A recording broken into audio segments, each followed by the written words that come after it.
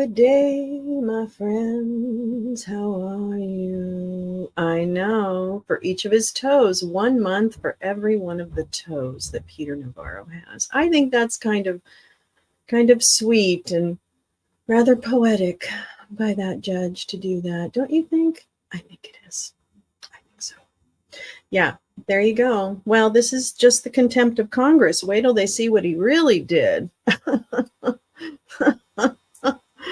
If you think that's something, Department of Justice, wait till you see what he tried to do with democracy.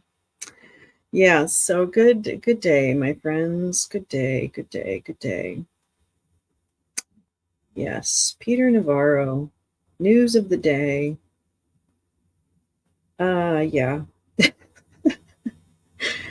Yes, that's true. He did he's doing a thing. Yeah. But we're doing a thing too. And what we're doing is probably a lot less exciting than Smeagol squirming, but it is something we should do nonetheless. So, welcome. Let me see what's going on with our friends over in the McAfee courtroom. Good old McAfee.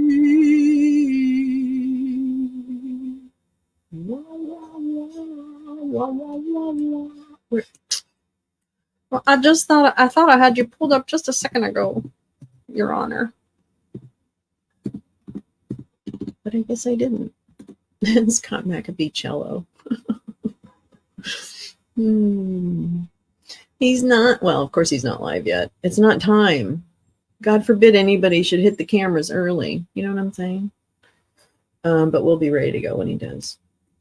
So I hope everyone's having a good day. I'm not having the best day, but you know, that's doesn't matter. Really doesn't matter. So I'm sure it'll turn around. I guess. I don't know. I'm not really sure. Maybe it won't.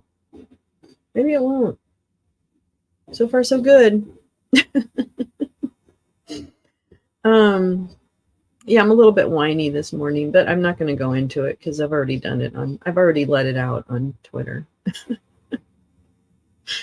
in my 12-year-old way. I don't know. There's a lot of tilting at windmills for me these days, and I feel like I should just probably think about that. Anyway, yeah. I'm not staying on camera today.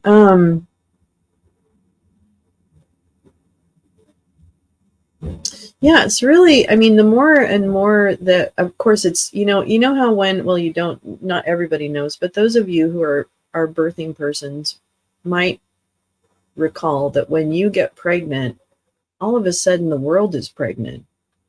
And, and I find that with reading Prequel, I see, certainly the same activities that we've already determined are beyond the pale, right? Both legally, morally, ethically, all the lees. And they all, and we're still, I kind of lost where I was going, but it's kind of like we're still surprised when the things that are happening have happened in history, as in with what we're reading in Prequel about the use of, how fascism and control, just call it control. If you don't like the F word, if you're like, oh, they're just labeling it. Well, the reason we have words for things is so that we have one word for something instead of a lot of words for that same thing. So that's why we have words. So just gonna put that out there. I hear that a lot. Don't call me a bigot. Oh, here we go with the labels. Well, the labels are there for a reason. It's because they perfectly capture the essence of what is happening in front of you. So if I call you a bigot, it is because I'm observing that you are acting as a bigot would. And if you call me a bigot, then you are perceiving that I am acting in a bigoted fashion. Now, I'm not, because I'm not bigoted, but we could have a conversation about your bigotry. And we have a conversation about mine, because the thing about me is I will admit to growth throughout my life, and I continue to grow, and I continue to learn, and I continue to appreciate, and that I will never apologize for that, and I will stand up for people, because everyone in this country should have equal protection under the law, should have equal rights, and should have every opportunity. And they haven't been given that opportunity. And there are a lot of people in this country who seem to think that everything's been hunky-dory, because from their perspective, it might have been. But they can't seem to think about it from anyone else's perspective than that. So anyway, that's your morning rant. It kind of circles, the whole thing of like, I am just like not sure what I'm doing here. I'm not sure what I'm doing here. But here I am.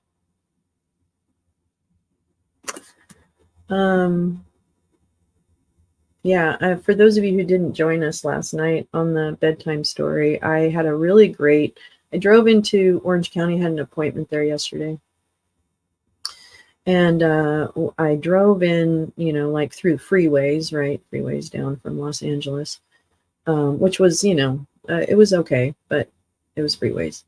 But then the trip back, because of traffic on the freeways, I got rerouted through back roads. And it was stunning. It was really stunning. And it made me feel a lot smaller in terms of, all the, and which I think we all recognize, like we get really drawn up in all the nonsense of the day to day, but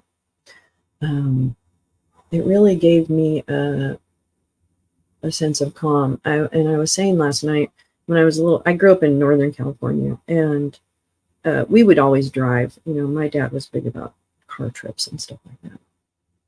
And so when we drove around California, in Northern California, if you're familiar, there are amazing, like rolling hills in certain parts of the Bay Area that are just breathtaking.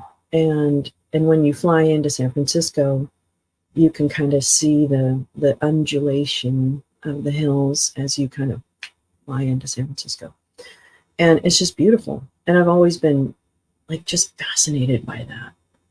And they're all over California. And so yesterday, when I was driving back, the area I was going through is similar to that. Now, I think it's pretty much just the fault line. So I understand that, something of great destruction apparently rose great beauty. But oh, really? Yes. Oh, Paul, I love Oakland. Be right back. Dom Lucre just put up a weird space checking. Oh, please do. Oh, dear. Paul, I love Oakland. I worked in Oakland for a little tiny bit, and I lived in Orinda, Paul, which you'll know where Orinda is. I lived in Orinda for a while in the 80s. So with driving back, when I was a little girl and driving back yesterday, I have had this dream of like plopping like a tent or a little tiny, I don't even care, a cabin or something on top of one of those hills.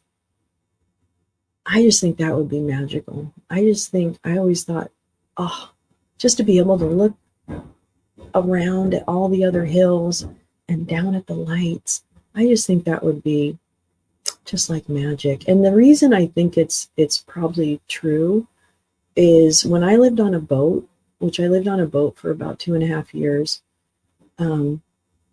every day was like vacation. And I know that sounds crazy, but just your kind of like the dopamine that living on a boat gave me, I guess.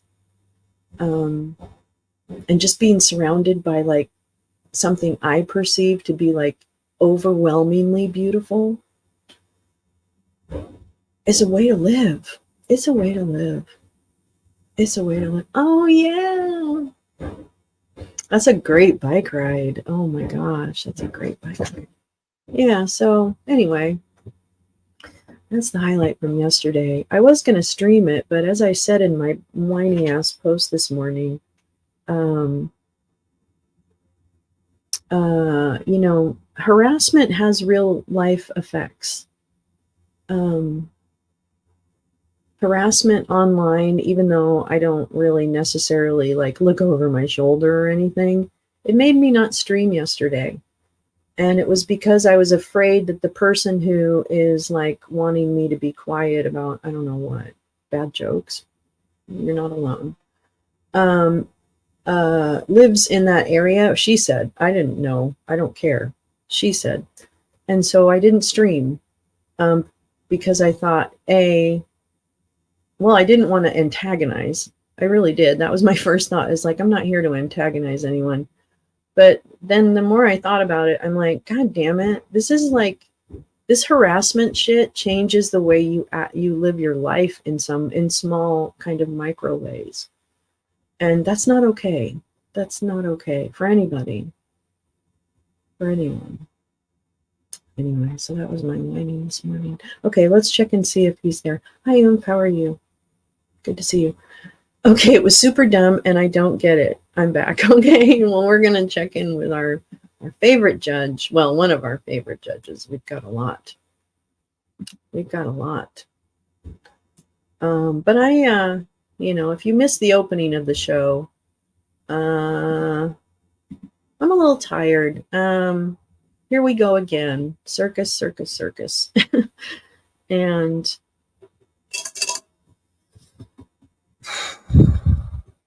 maybe I'm the drama. Yeah. I'm gonna have to probably shut my social media off for a couple days. Let's put it that way. He's not live yet. I'm checking. I'm checking.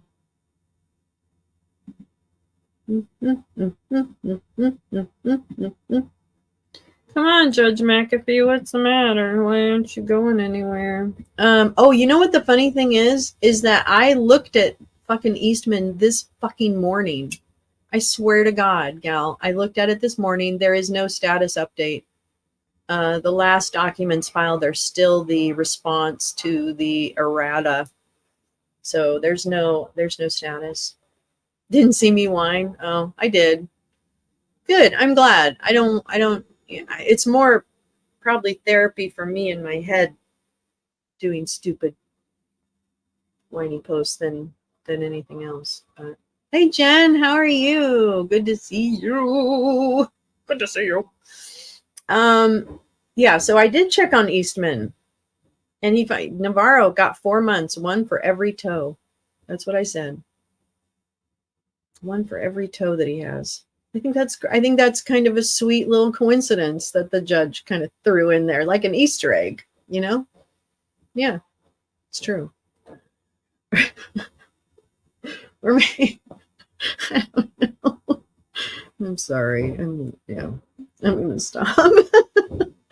No, Eastman, nothing about Eastman, Clay. Nothing about Eastman. He didn't do anything yet. He didn't do anything. So this is the Dom Lucre space was super dumb. So don't worry about it. Howdy. He's missing. Oh, he's missing. Who's missing?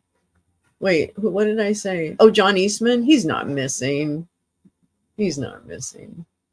Oh, hi, Siegfried. No problem. I'm sorry oh, Siegfried, I'm so sorry. I am really sorry. No, I'm making that up, Paul. I'm sorry. This is how rumors get started. Yeah, cloven hooves. Haven't you heard of it? No, I'm just kidding. Sorry, I'm in a really bad mood. He doesn't have 5 toes because if he had had 5 toes, Clay, he would have gotten 5 months, because I'm convinced that Judge Mehta was making a point and maybe kind of dropping that Navarro only has 4 toes. That's the storyline I'm going to stick with. So I don't know. You guys can. No, she's 3. She's 3 toes. She's 3. I can't remember what I'm supposed to be doing on Twitter anymore. Margaret, we're just basically surviving until it dies. That's what I feel like I'm doing. I hope you feel better, Sig. Did I see? Oh my God, Clay, I'm going to say I took a picture of that and put it up because has he atrophied in the weekend that he had this broken whatever? Fibulama? He broke his fibulama? I don't know. I thought the toe thing with the Navarro was that he had a fetish. Oh, well, that actually, let's start another rumor, Karen. I think that's a. Not only does he have 4 toes, he has a fetish. I did see them. They're very strong. It's hard, Lolo. Having people talk and squawk nonstop is meant to be draining. Yeah. Take breaks, ignore it. I know. I'm very bad about reaching out. I really am. I'm better at striking out than I am reaching out. I better check the court. I'm sorry. Hold on. What's going on and why? Oh, he's late too. Oh. He's late too. Oh. Have counsel announce themselves as well as whether the defendant has expressly waived his presence. Harry McDougall, Your Honor, for Mr. Clark, and he has expressly waived his appearance at the hearing. All right, thank you, Mr. McDougall. Bitch. Who's arguing for the state? For the state, Alex Burns will be arguing. Okay. All right, Mr. McDougall, your motion, sir. I've read it. Tell me what we ought to know. Okay, so we've got 2 categories of documents that we're asking for. One is the state's TUI correspondence with the federal government, and the second is any documents reflecting their communications with the White House about this case. So I'll take the first one of those first. If I'm telling you something that you already know, please stop me. To set the table, to bring a former federal employee into court to testify, the federal regulations require you to comply with what are called TUI regulations, which are named after a case involving a guy named Tui. You make the request, the agency applies the criteria in their regulations, they say yay or nay and give their reasons. If they say yes, they will normally reserve some areas or topics where the witness is not allowed to testify, and things like a privilege of one kind or another. It might be executive privilege. It might be law enforcement privilege. It might be classified information or national security. We're asking for their TUI correspondence because we believe the federal government's response will be helpful to the defense and may be material to the outcome of the case. And we believe that is true whether TUI clearance was granted or refused, and I will explain that. If it was denied, it will tell us if the key witnesses to prove the state's case against Mr. Clark are available to testify at all. And if they are not available to testify at all, that would mean the state would be unable to prove their case against Mr. Clark.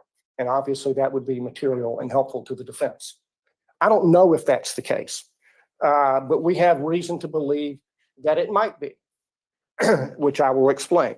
It was reported in the New York Times that the DA's office had asked for TUI clearance for Mr. Jeffrey Rosen and Mr. Richard Donahue to testify to the special purpose grand jury.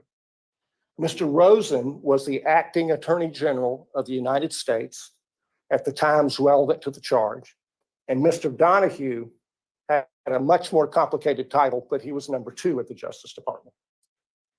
So the New York Times said the DA's office asked for TUI clearance for those gentlemen and was refused. We attached that article to our motion. Now, in citing the New York Times, I do not want to get a rumor started that I believe everything in the New York Times. However, that reporting was basically confirmed by subsequent events, which just became clear at the end of December. The special purpose grand, those two gentlemen did not testify to the special purpose grand jury in person. Instead, the special purpose grand jury was shown videos of their public testimony before the January 6th committee when they had a televised hearing to bash Mr. Clark. The list of special purpose grand jury witnesses have a little notation out to the side for those two gentlemen that said video presentment review. And I didn't know quite what that meant, so I asked them because I wanted to confirm one way or the other whether they had testified to the special purpose grand jury and try to put some meat on the bones of what the New York Times had reported. And I began to get the idea that they really didn't want to tell me that because I had to ask them 4 times over the course of a month before they finally told me.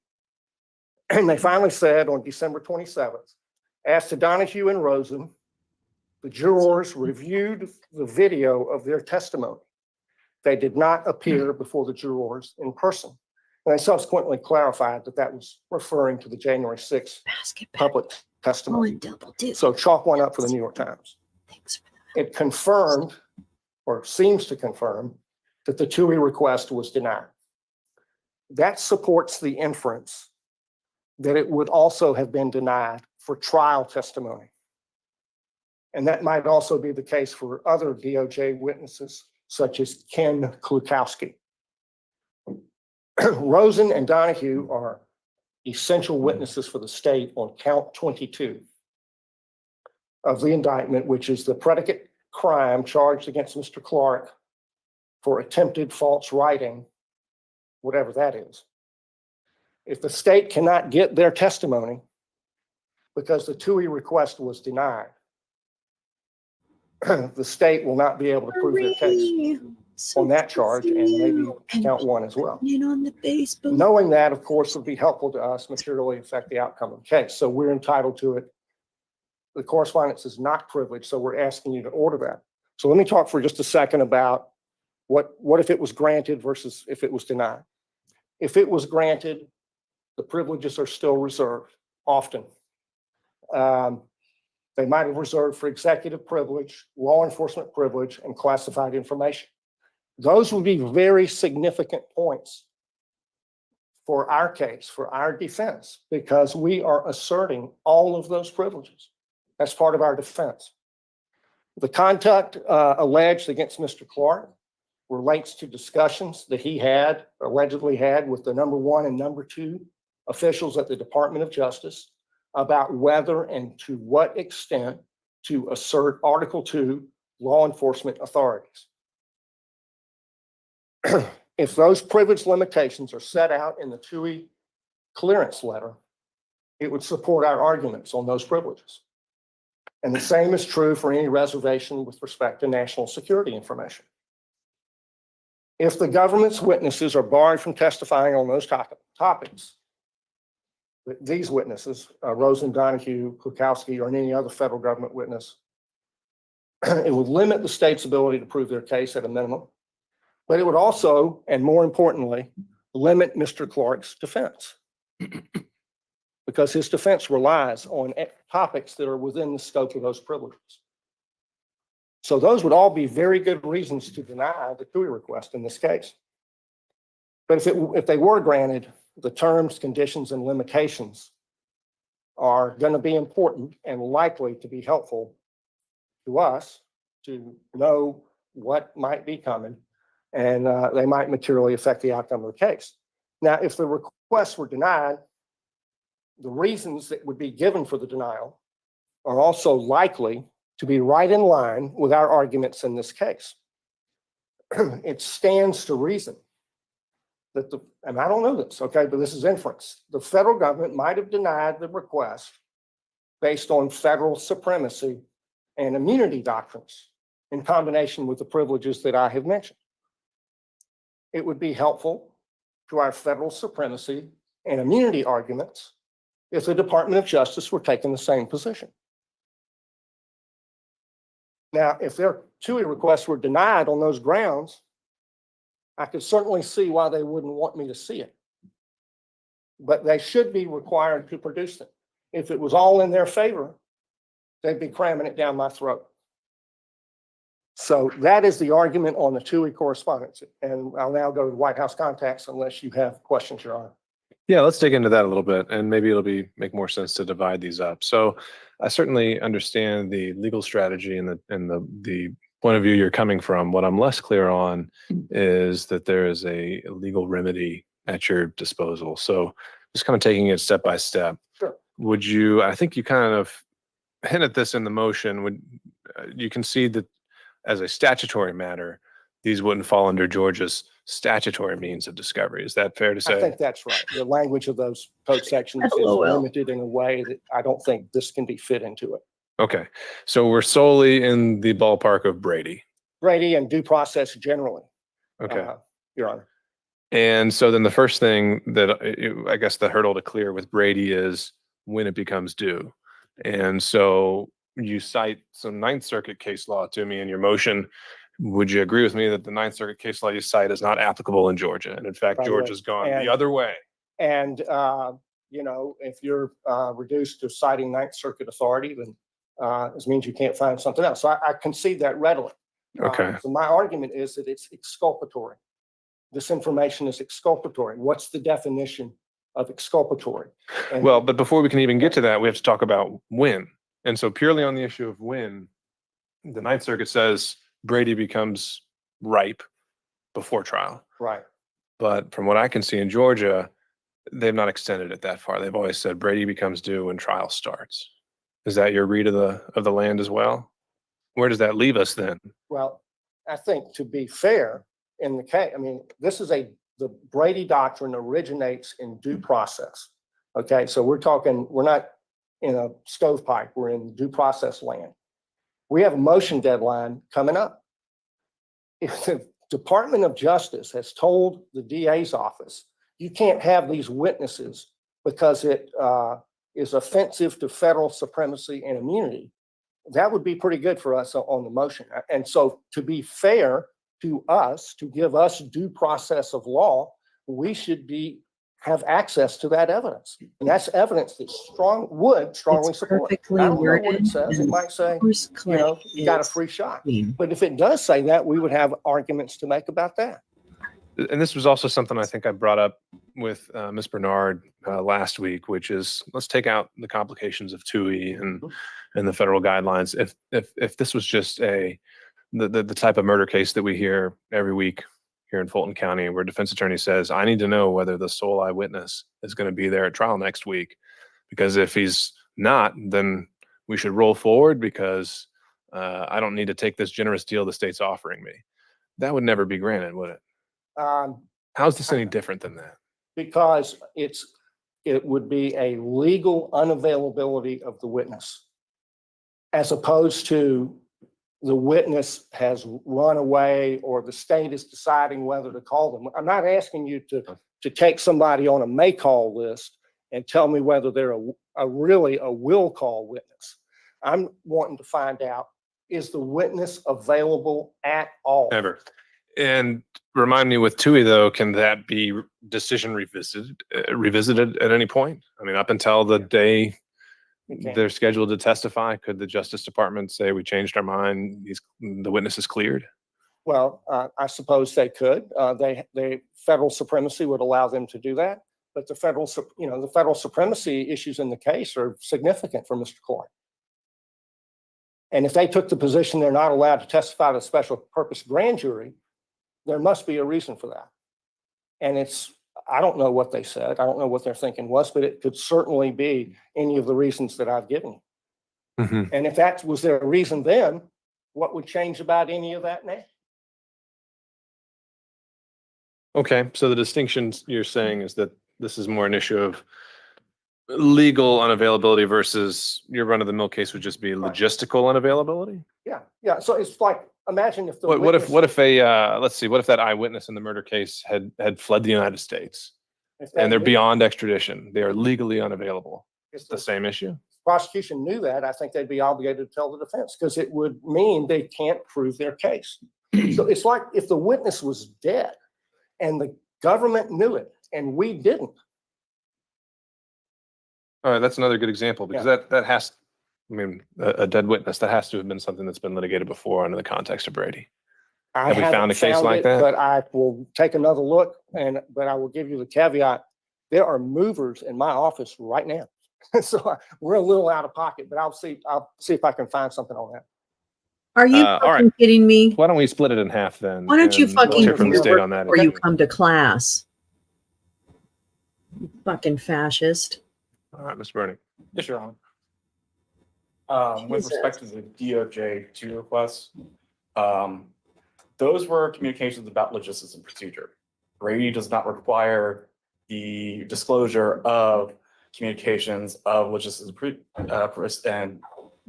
and procedure. Brady requires the disclosure of exculpatory evidence or impeachment evidence. So what we're talking about is evidence. We're not talking about whether a witness could show up, whether how does a witness get here, what the scope is. We're talking about what the witness said, what they might have seen, how their testimony might change. Further, we're also talking about with this is that the communications, he speculates that there might be contents about privileges that might help his defenses. That's a legal argument. That's not evidence of any type that would help his trial. And as we go to Georgia law, you're right, Brady requires disclosure at the time of trial because it's about what evidence what evidence is shown, what can be rebutted. It's not talking about legal argument. I mean, legal argument is at best persuasive to the court and might be more like akin to an amicus brief, but it's not evidence itself. Any questions? Have you found the dead witness Brady case by chance? I have not found a dead witness Brady case either. I have not seen it. I wasn't looking in that direction. I'm sorry. No, I think that might be worth following up on. I'll follow up with it. I will say I haven't found any cases, nor has he cited any cases that legal argument or persuasive authority is admissible under Brady or disclosed under Brady.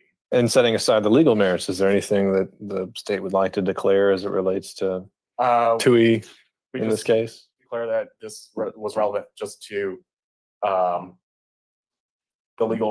logistics and procedure as to the special purpose grand jury. We only had, with the DOJ, it was only to the SPGJ, not towards trial. So we'd have to reissue a new subpoena, a new TUI request when it comes to trial.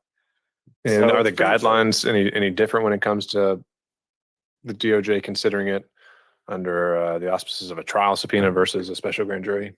Well, we'd have another shot at it with the DOJ. Not to get into the contents of what was in our communications. We'd have to reissue with the DOJ a new subpoena, and they'd have to make their own decisions on what's the best, what is the best course of action for the DOJ and their agency and their course of interest, as opposed to a trial versus a special purpose grand jury or just a regular grand jury. And again, it's been a minute since I've had to look through that sort of thing, but is there also a remedy if the DOJ denies TUI clearance? Can that be appealed in federal court? I believe so. I'm a little uncertain, but I think it would be under the Administrative Procedures Act that you could have that judicially reviewed. So even if you've been denied, that may not be the final word. Oh, it's Joey touching I can- penis. I can- Marie. I think that's more just for my own Joey touching benefit. I don't think that's really material to the decision That's how you today. pronounce that. All right. Well, I'll turn it back over to Mr. McDougald. Any final thoughts on that, sir? And then you can transition over to this White House So correspondence just on issue. the remedy, if you don't like the TUI decision, is you can file an action in the court in DC or wherever the decision is made under the Administrative Procedures Act, but your standard of review is going to be arbitrary and capricious or legal error. So it's pretty tough to win those.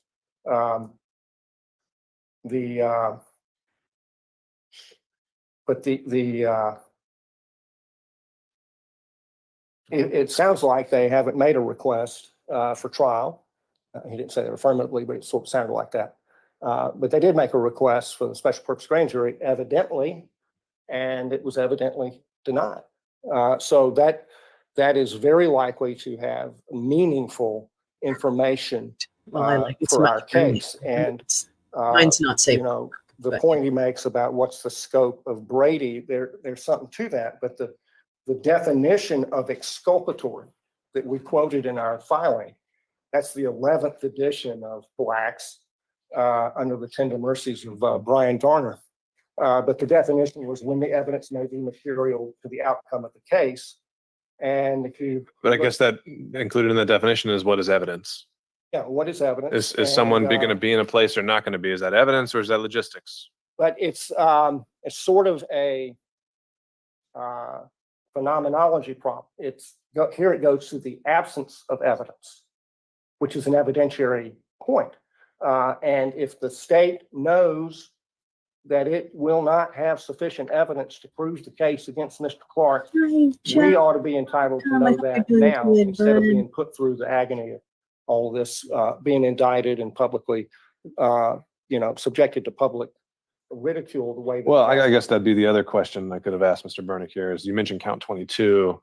And can you even be so confident that the state can't prove its case without these witnesses? Are there other hearsay exceptions? Are there other aspects of this? And RICO being so broad, is count 22 even necessary to prove count 1? Well, those become less certain as you go down the line, but to prove that it's a false writing. I mean, look, this is not a new story.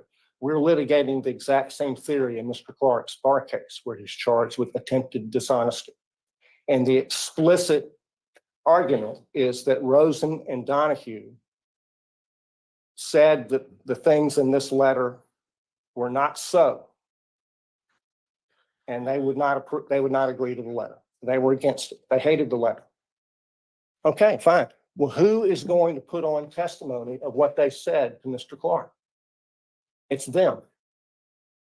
It's them. It's not anybody else. And so if they can't put them up, that they can't prove that. And that's assuming and crediting that attempted false writing is a viable legal theory. Does it have to be proven false with their opinion? Couldn't it just be proven false by other evidence? Even if they believed it or disapproved of it or thought it was not The in the best linchpin interest. is that they told him. That's the linchpin of the attempted falsehood. Because the indictment alleges in count 22 that he went back to them after having been told. So the having been told part is essential to the proof in this case, as it is essential in the proof of the bar case. The bar case, they've provided more detail on how they expect the evidence to unfold than the state has, but that's how it's going to roll.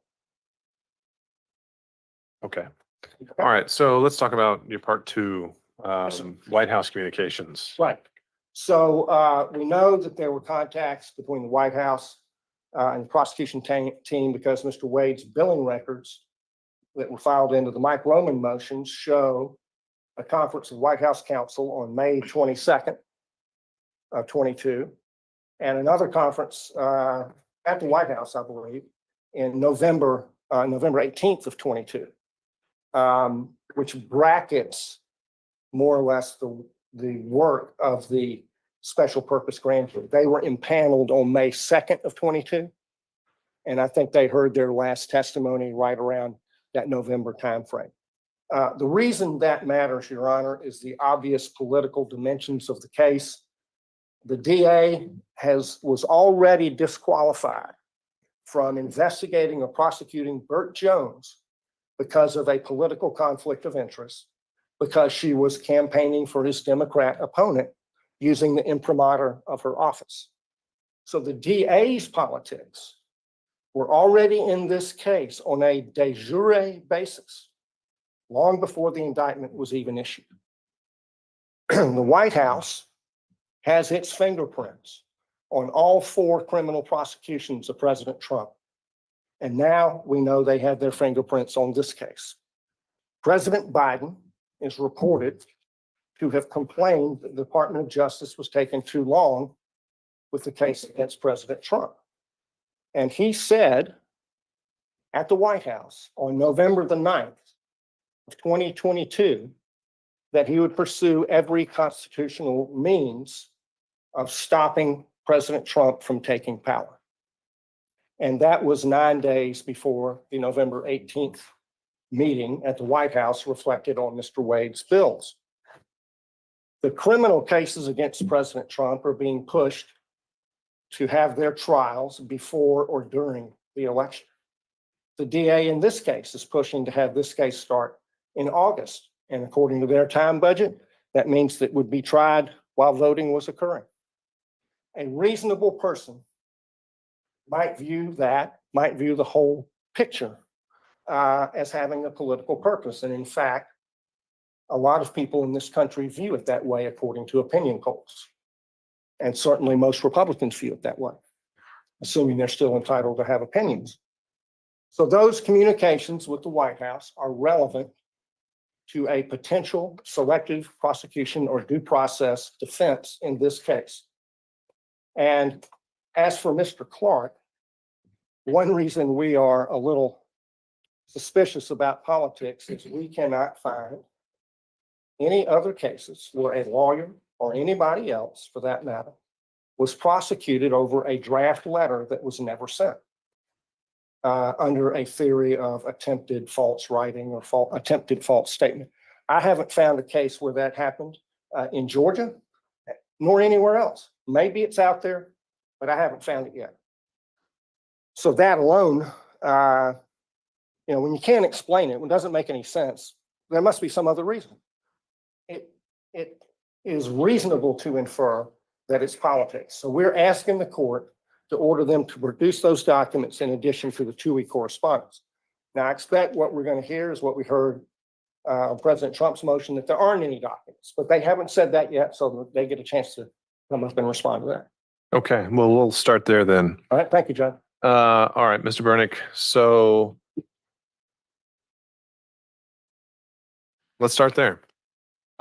Again, we're traveling under Brady, and he's asking for evidence, and our communications with the White House counsel's office was about logistics and procedures, whether they had a TUI type process in place. It wasn't about obtaining any type of evidence from them. But this seems a bit different. We're not talking so much about the logistics of witnesses as to whether there is potentially any coordination or political motivation that might.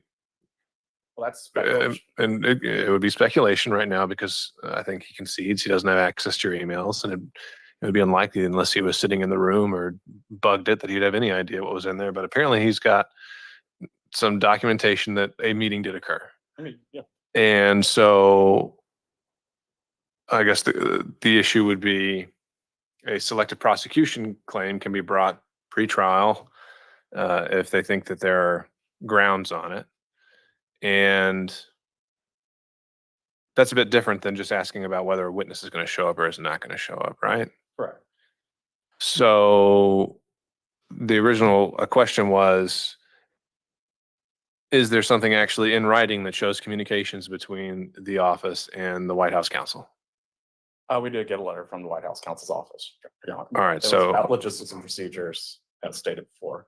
all right, so it's just that you're saying the sole written communication, whether by text, whether by email, whether by written correspondence, solely consists of one written letter. Written letter, well, there's two written letters, Your Honor, about procedures, about how we interviewed, whether it was a TUI type process with former or current White House officials. Okay. Can I? Yeah, go ahead. We're talking about selective enforcement here, and let's just go to what you need to prove with a selective enforcement action. In Georgia, for there to be a constitutional violation, selective enforcement must represent any intentional and purposeful discrimination, which is based upon deliberate, unjustifiable standards such as race, religion, or the arbitrary classification. Georgia also recognizes that just because there's a first time prosecuting someone under a statute, or there's the first time that someone might have been prosecuted under a statute that's been on the books for a long time, that does not give rise to a selective prosecution. And also, while we're talking here about his reasons for wanting these items, his reasons for wanting these items are inconsistent with each other. On one hand, he's talking about us talking to the White House counsel's office, them aiding us and having a selective prosecution, them directing us towards a prosecution. On the other hand, we're talking about DOJ hampering us and not letting us prosecute the people that they told us to go prosecute. So his inconsistent theories are going at it. He's just trying to get any way under the sun. Really? Oh my God. And just to recap, these are about logistics and procedure. This isn't evidence. This isn't anything that is obligated to be disclosed under Brady. Would you agree, though, that Brady doesn't necessarily have to be evidence that on its face is material, but something that could lead to material evidence? So it just has to initiate that chain of discovery. It could initiate the chain of discovery, but in the end, it has to be about evidence or what's coming out. Sure. Okay. And so if this created some kind of lead, you would agree that a selective prosecution is a viable claim? There are a lot of hurdles, and I don't think that they've jumped any of them in this as alleged in this motion to compel. I think they'd have to show disparate treatment among other similarly situated potential defendants. That hasn't even been alleged. But a selective prosecution is a real claim. It is a defense that's viable in tort. All right. And that's one that would have to come up before trial because a jury would never get to hear any of this. There is case law that says it is a pretrial motion, yes. All right. And so, Mr. McDougall, let me emphasize that. This argument you're making about selective prosecution, would you agree that that is something that doesn't go to the merits of the case at all? That's not something a jury would ever hear or be able to consider? Well, I think part of my argument is the case has no merit and is being prosecuted because of politics. So the merits and the selective prosecution argument are joined. But I think I want to reserve the right to change my mind, but I think that's what you said is right, that it wouldn't go to the jury. Okay. Because, I mean, effectively, otherwise, you're arguing for nullification. Is that fair? Yeah, which, I guess we'll address that if we get there. any port in a storm, Your Honor. So what I'm getting at is also coming back to the original point, which is the timing of Brady. It's usually supposed to be at trial. But however, there's the caveat unless earlier disclosure would have impaired the defense, right? And we're kind of in the situation where this is a pretrial motion that they have to make. And by the time you get to trial, perhaps it's too late to even make it. So point being is in situations where the materiality is even somewhat up to debate, I think the proper procedure is an in-camera review. And if you're saying there are two letters that exist, then it seems that those could very easily be submitted under seal. We can see if there's anything in there even remotely resembling something talking about political prosecution or selective prosecution that would further the investigation of that. And if so, then that resolves this motion to compel. Any reactions to that, Mr. Brennick? I think it doesn't allow them to root around in our files, which is not required under Brady, and that is the remedy for a plausible claim under Brady is to do an in-camera inspection. We just really don't want to be here. All right. Honor. Anything else then you think would be relevant to this issue? No, yeah. Mr. McDougall? Just a couple points, Your Honor. Sure. So I learned something I didn't know, which is that there are letters. Really hard job. The second meeting And in they don't November get enough. doesn't say it's with White House counsel. It says DC White House. So maybe it was with the White House counsel's office, but you can't tell it from the time entry. The way Mr. Bernick described it is a TUI-like set of considerations at the White House. The White House does not have TUI regulations. Okay, so what considerations would there be? It would have to be executive privilege. It would have to be. So their position on executive privilege, if it's articulated in that correspondence, is something that we know what their position is with respect to congressional committees, with respect to the criminal prosecution, but this is a state prosecution. I think we're going back to The government and these privileges are much, much different in this form than they are in those forms. Well, let me make sure I'm clear here, though. The original motion to compel, the request is copies of all communication with White House counsel's office, right? Yeah, I think I did say that. And so that's relevant solely as it relates to building a claim for selective prosecution, Well, I've learned something that I didn't know, Your Honor, Okay. in this hearing, which is that the letter is a TUI-like dialogue.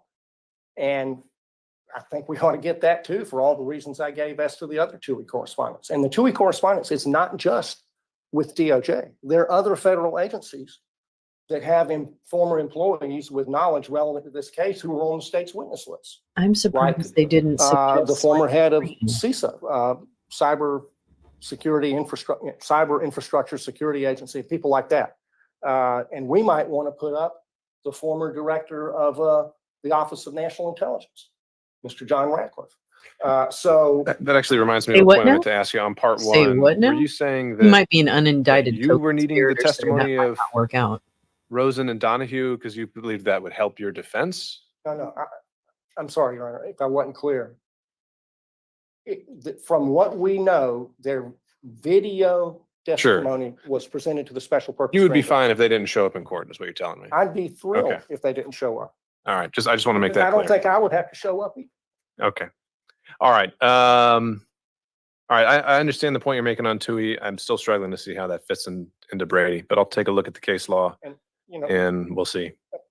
I know it's not binding on the court, but we did cite to a section of the Justice Manual that that exculpatory information should be provided so that it's useful in time for motions.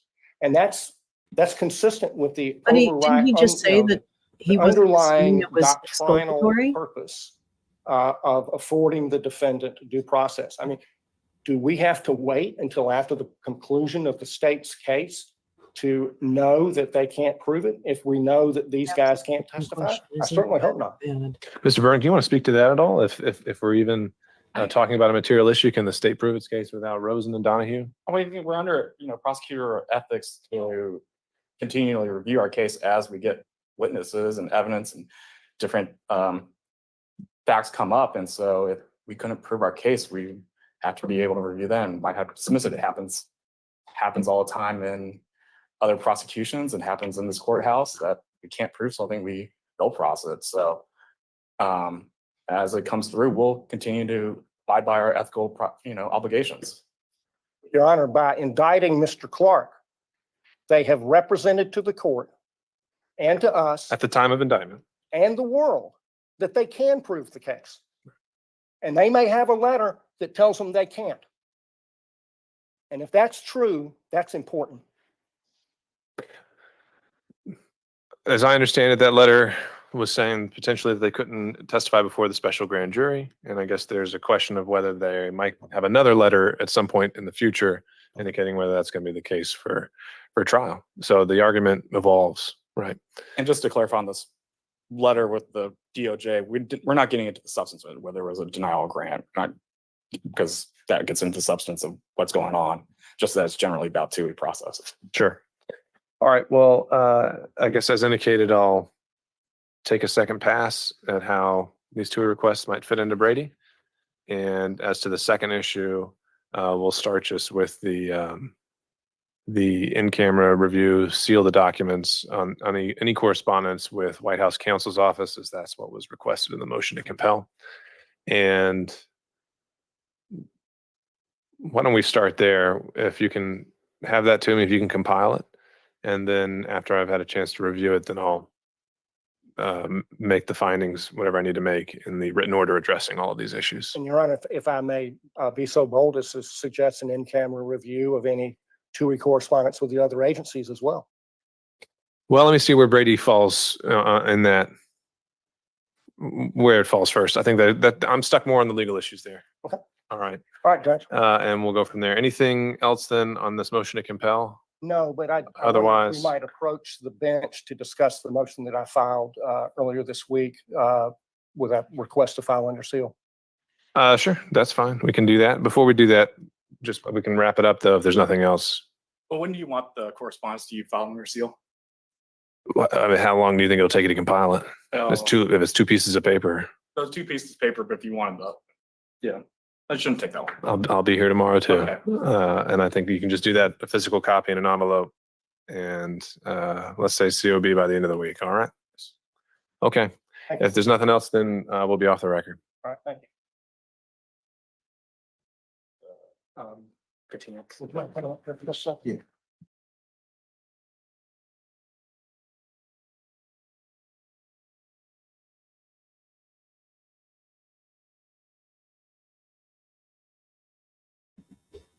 Holy shit, that was quick. Wow. There you go. There it is then. Let's see, what else? Hi, Peace Love. How are you? That was quick. Workforce in general is messed up right now. I always wonder if people notice. Same job since I'm 19 and I've never seen it this bad. Everyone wants to work from home. Yeah, I think there is a reckoning. The River Windrush runs through the village where I lived in the UK. Wow, that sounds nice. That sounds very pretty. I didn't realize that assisted living. Yeah, my dad was in assisted living for a time before he passed. It was he. I'm sorry, I don't mean to laugh. My dad called it prison, and my dad was in prison camp.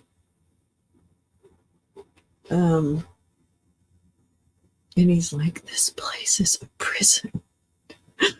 And he was fine. Actually, he got to enjoy it because he could be a very charming person most of the time, actually, except for, I'm going to get in trouble for this.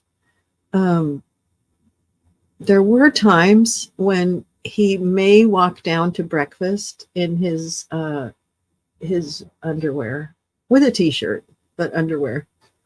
Now, I don't really know if this was just an act of defiance on his part. He wasn't really all that far gone. I mean, he was, he had PTSD from the war and definitely had emotional issues that were not diagnosed or treated. I think anyone could fairly say that. But yeah, I think this was an act of defiance. But they loved him. They really did. It's crazy. I don't know. They really loved him. But anyway, Clay, did you listen to Entire Day there? What is your take? Entire Day of what? Wait, Clay, what did I miss? What did I miss? I know. I'm sure he did it on purpose. Like, this was in the early portion of the time that he lived there. I don't think he liked that he couldn't leave. That's what he didn't like. He couldn't leave on his own because he wasn't he wasn't in the memory care unit. He wasn't, in that part of the assisted living. He was in the independent, whatever portion. And yeah, he did. He had underwear. Oh, Dad, he was I loved him. Man, he was funny. He really taught me a lot about life. And I predict that there will come a day when I walk down to breakfast because I think it's genetic.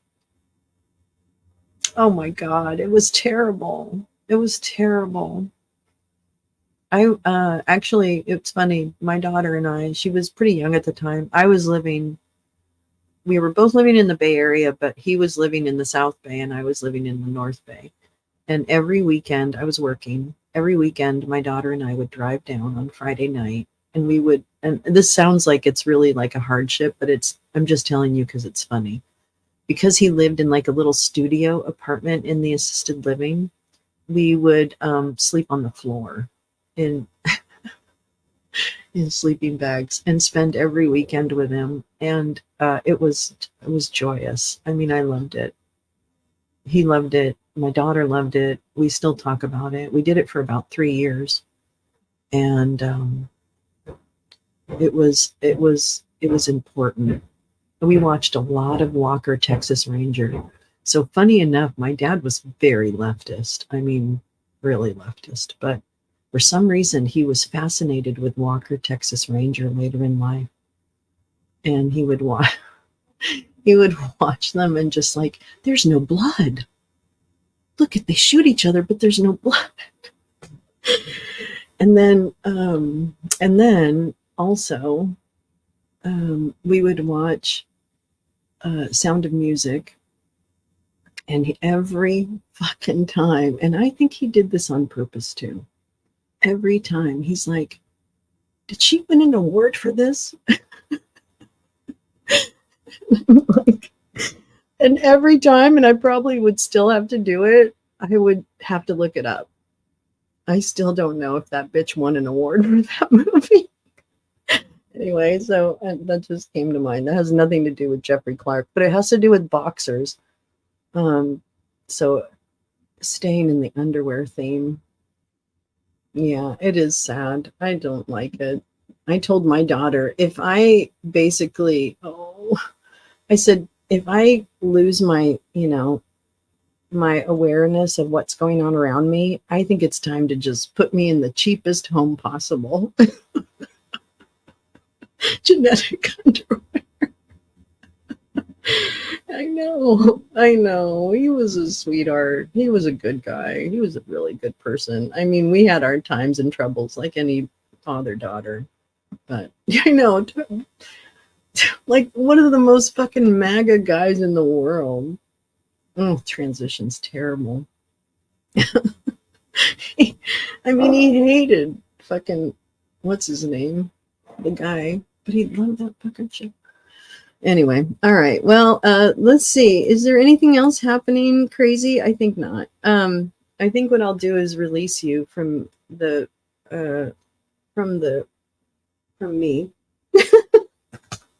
I'll come on camera. I'll come on camera to release you from me. And let's see. Programming note. Tonight I'm doing chapter 9 of prequel for your bedtime story. So please tune in. I really would appreciate it. It's very calming, hopefully. I think people fall asleep during it, hopefully. But I would love to have you. And then let's see, today's Thursday. So tomorrow, oh wait, do I have anything tomorrow? Wait, I know I have the lounge. So we're doing a lounge tomorrow night at 6:30 Pacific. Same. Oh, I'm making butter. That's what I'm doing. Oh my God, I'm making butter. I'm so excited. Because look, I'm going to do this today. I'm going to unbox the butter churner on camera. But wait, am I doing anything else tomorrow? Let's see. Churning butter. No. I don't think there's any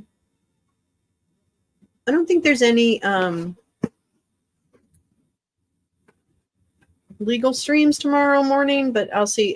So tomorrow night is 6:30 p.m. Pacific, 9:30 p.m. Eastern, everything in between and outside. But today, what I'm going to unbox, well, I kind of unboxed it, but I'll unbox it again because it's really cute. And I'll do it just like the ladies do. Okay, so today, I'm going to start my sourdough starter. I got this thing. Look at this. This thing is, I got a thing. It's like a spatula. And then I got this thing. Put that over there. I got this thing. And look. It's got this cool stuff in it. Let me open this up. Let's see okay, it's got this cool little, it's got this cool little belt. Oops, wrong way. It's got, what is this? Oh, it's the days of the week. That's the days of the week. Okay, so that, and then I've got, little silica.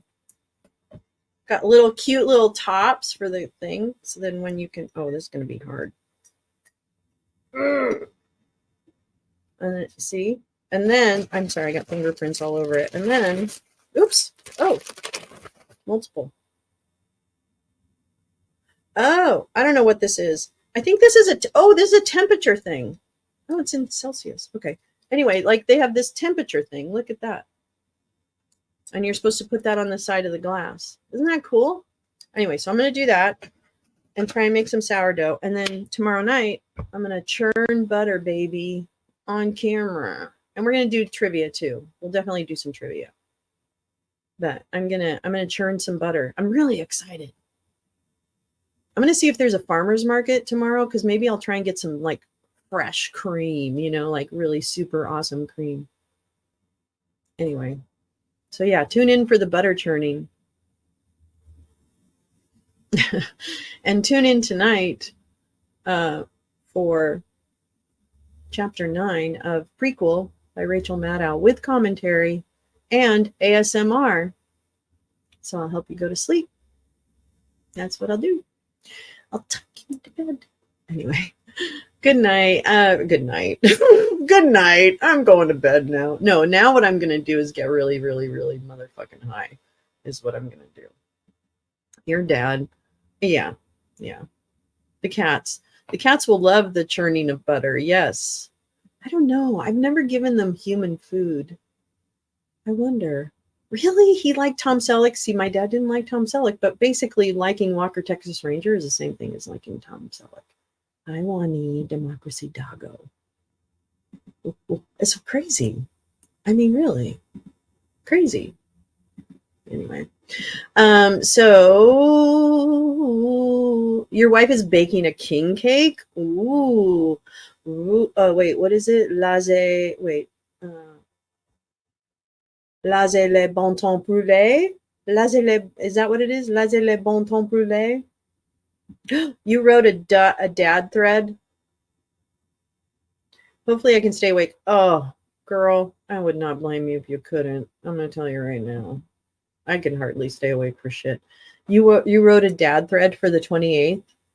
Ooh. I'm looking forward to that. I will look forward to that, Joe. Everybody follow @Dempsey2 on the Twitter. And also, Dempsey has a YouTube channel. So find Joe Dempsey. I think it's the same handle, isn't it, Joe? Dempsey2. So please find Joe Dempsey on YouTube as well as Twitter. And please follow Joe. He has the most thoughtful and thought-provoking YouTube show on different documents and backgrounds to the threats to democracy, to put it in one huge bucket, as well as life in general. So I really think that, yeah, follow Joe. It's really smart. Come here for the dumb and funny. Go to Joe for the smart and sexy. And you get to see his puppy. You did. So that's like the best compliment to me. Like that makes me so happy. You don't even know. That's like makes it all worthwhile, butterflies. I'm so happy. All right. So I'm going to release you to the rest of your Thursday. Be good and spend time wisely. No, or don't. Just take a nap. Take a nap. That's what I might do. And hopefully I'll see you tonight. All right. Yeah, and please hit the like on the way out. That would be amazing. That would be amazing. I was just asleep and then the chapter. Oh, and I probably woke people up by like, so I'll try not to do that. Yeah. Thanks for coming. Thanks for coming today. Yeah, no worries. You know, I know sometimes it's late. And also the prequel chapters are labeled and they are on a playlist. So hit up my channel if you haven't, and you can throw it on in the background if you want. It is good napping, hopefully. Anyway, have a great day, everyone. I will definitely see you later. Bye.